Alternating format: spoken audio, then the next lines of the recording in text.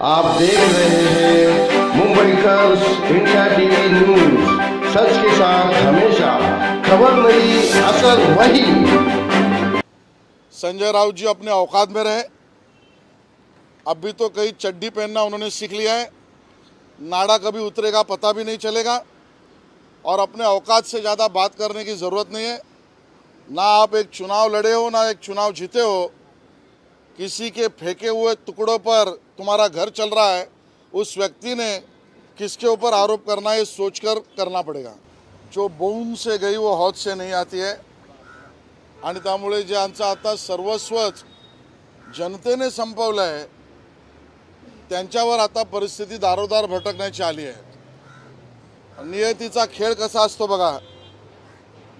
ज्या उद्धवजींनी पक्षाचे कर्मठ असलेले गणेश नाईक पासून नारायण राणेंपर्यंत सगळ्यांना बाहेरचा रस्ता दाखवला, ज्या उद्धवजींनी शिवसेनेसाठी तेव्हाच्या शिवसेनेसाठी फायर ब्रँड म्हणून काम करणारे सख्खे चुलत भाऊ राज ठाकरे यांना बेदखल केलं, ज्या उद्धवजींनी स्वतःच्या परिवाराच्या प्रॉपर्टीसाठी सख्या भावाला बेदखल करण्यापर्यंत कोर्टात नेलं, त्या उद्धवजींना शिवसेनेनेच बेदखल केलं आणि न्यायालयाने त्याच्यावर शिक्कामोर्तब केली।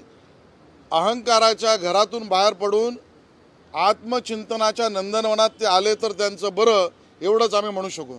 सर, हिंदी में जानना चाहिए। जिस तरह से आज संजय राउत ने प्रेस कॉन्फ्रेंस कर एक आरोप एलिगेशन लगाया है जो इलेक्शन चुनाव आयोग ने फैसला किया, उसको लेकर उन्होंने कहा कि 2000 करोड़ को लेकर लेन देन हुई है।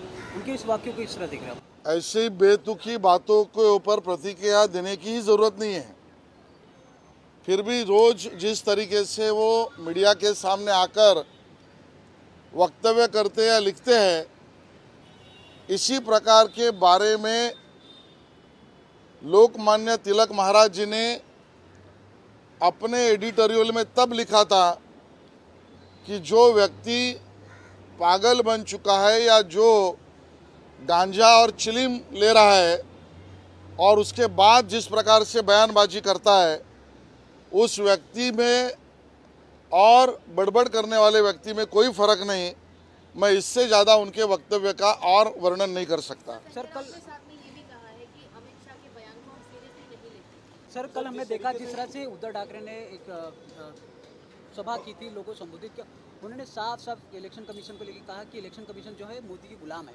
उनके इस वाक्य को किस तरह देख रहे हैं आप? मुझे लगता है ये उनका फ्रस्ट्रेशन है, ये उनका डिप्रेशन है और उस फ्रस्ट्रेशन और डिप्रेशन में जब व्यक्ति आपा खो बैठता है तो कुछ भी बोलता है। मैं ऊपर वाले से इतना ही प्रार्थना करूंगा कि उनको सद्बुद्धि दे। सर, हमने ये भी देखा चुनाव निशान और पार्टी का नाम शिंदे जो गुट पहले था, अब शिवसेना मिल गई है पार्टी, उसे किस तरीके से आप देखते हैं? क्योंकि कई सारे जो उनके पहले साथ में रहे हुए लोग थे जो पार्टी से अलग हुए शिवसेना से तब के, उनमें भी इस बात को कहीं ना कहीं लेकर एक जो है खुशी देखी जा रही है कि वो अब शिवसेना उनके साथ नहीं रही जिनके साथ उद्धव ठाकरे जी ने ऐसा कभी कुछ किया था या उनके साथ कभी कुछ ऐसा हुआ। देखिए, उद्धव जी ने शिवसेना के विचारों को तो पहले ही त्याग दिया था। उन्होंने हिंदुत्व को त्याग दिया, सत्ता के लिए स्वैराचार किया, दुराचार किया, अपने पार्टी के वफादारों को पार्टी से निकाला, अपने परिवार को साथ में भी नहीं रखा। उनका सगा भाई उसको प्रॉपर्टी से बेदखल करने का न्यायालय में लड़ाई लड़ी, तो उन्होंने अपने आप को ठाकरे परिवार से और अपने विचारधारा से अलग तो पहले से ही किया था। आज सिर्फ न्यायालय से उसके ऊपर मोहर उठी है। सर, आशीष चला सर, उद्धव ठाकरे पर और बयान में कहा है कि पीएम मोदी जो महाराष्ट्र में आते वो बाला साहब ठाकरे का मुखौटा पहन के आते हैं। उनकी इस वाक्य की जरूरत पड़ती है उनको महाराष्ट्र में आकर। देखिए, जो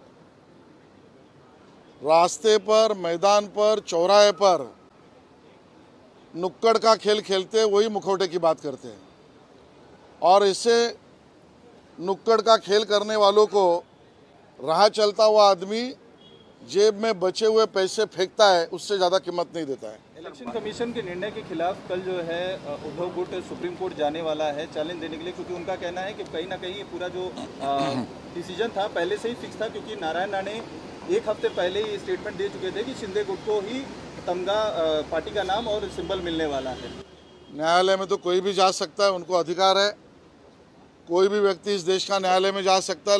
बतर्श उनसे निवेदन इतना ही है कि जो बेतुकी बात संजय राउत जी कह रहे हैं वो अपने न्यायालय के पिटीशन में ज़रूर कहने की हिम्मत रखे। सर, सुप्रीम कोर्ट जाने के साथ एक और बयान दिया जा रहा है। वो कह रहे हैं कि जनता की अदालत में हम बहुत जल्दी उतरेंगे और वहाँ पर जो सज़ा है वो बीजेपी को मिलेगी। ऐसी ये बात पहली बार नहीं कर रहे वो। ये इसी बात उन्होंने 2014 में की थी, मुंह की खानी पड़ी।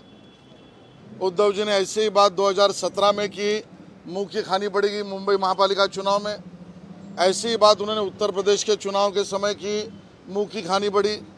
ऐसे ही बात गोवा चुनाव में उन्होंने की, मुंह की खानी पड़ी।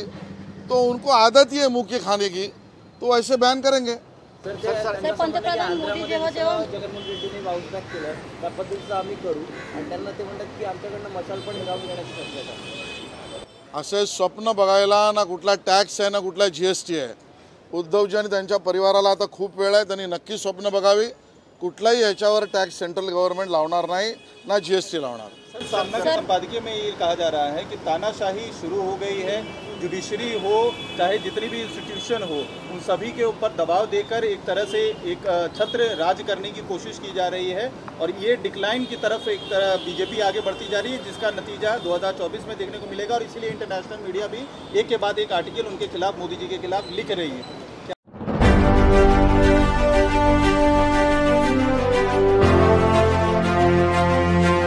आप देख रहे हैं मुंबई का इंडिया टीवी न्यूज, सच के साथ हमेशा।